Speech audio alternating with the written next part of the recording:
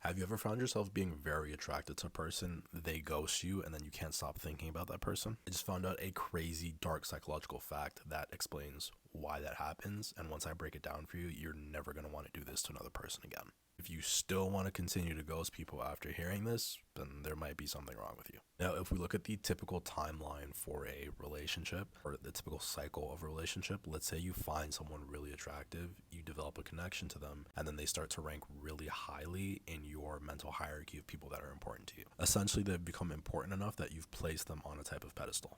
So you've created a pattern of that person being really important to you. And then let's say that person ghosts you, that pattern now becomes disrupted.